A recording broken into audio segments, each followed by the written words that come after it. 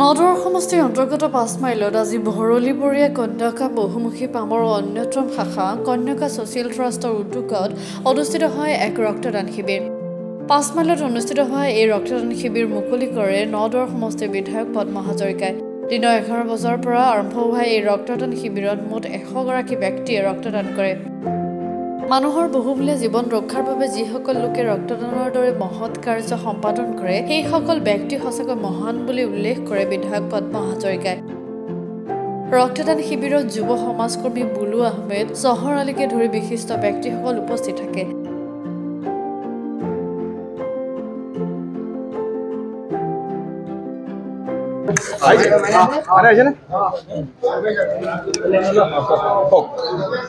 আজি ৫ মাইল অঞ্চলত ভৰলীবৰীয়া কন্যাকা ছ'চিয়েল ট্ৰাষ্টৰ সৌজন্যত ৰক্তদান শিবিৰ মুকলি কৰা হৈছে।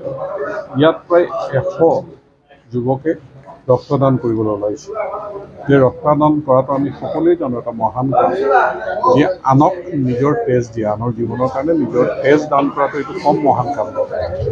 এই কামেই আজি এইটো মাইনৰিটি অঞ্চল ৫ মাইল অঞ্চলত আজি কন্যাকা ফাৰ্মৰ সৌজন্যত ৰক্তদানত যি সহযোগিতা আগবঢ়াইছে মই ৰক্তদাতাসকলক বিশেষভাৱে ধন্যবাদ জ্ঞাপন কৰিছোঁ। আৰু যিয়ে এই শিবিৰটোৰ কাৰণে উদ্যোগ লৈছে এই অঞ্চলৰ জ্যেষ্ঠ ব্যক্তিয়ে তেওঁলোককো মই ধন্যবাদ জ্ঞাপন কৰিছোঁ। আৰু এই ৰক্তদান শিবিৰ কেইদিনমান আগতে জামুগুৰি বাৰচৰীয়া ক্ষেত্ৰত হৈছিল, আজি ইয়াত হৈছে, ইয়াৰ পিছত চাৰিদুৱাৰত হ'ব, তাৰপিছত চতিয়া নদুৱাৰত হ'ব। গতিকে আমি তিনি মাহে ভৰলীবৰীয়া কন্যাকা বহুমুখী পামে যি ছ'চিয়েল ট্ৰাষ্ট আমাৰ এই ট্ৰাষ্টে ৰক্তদান শিবিৰ আমি পাতি যাম। আমি যিমান পাৰোঁ আমি ৰোগীসকললৈ বা যিসকলৰ প্ৰয়োজন আছে চিকিৎসা ক্ষেত্ৰত তেজৰ তেওঁলোকক সহায় কৰিবৰ কাৰণে এই পদক্ষেপ আমি লৈ যাম।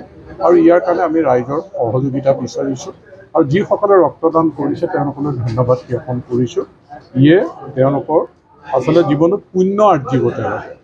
মানুহক সহায় কৰা, মানুহৰ কাৰণে তেজ দান কৰাটো অলপ কথা নহয়। তেওঁলোকক মই হিয়া উজাৰি ধন্যবাদ জ্ঞাপন কৰিছোঁ। আৰু লগতে শোণিতপুৰ জিলা স্বাস্থ্য বিভাগেও যি সহযোগিতা আগবঢ়াইছে তেখেতসকলক মই ধন্যবাদ জ্ঞাপন কৰিছোঁ। নদুৱাৰৰ পৰা প্ৰাণশংকৰ ভূঞাৰ ৰিপৰ্ট, গ্ল'বেল এনি 24x7।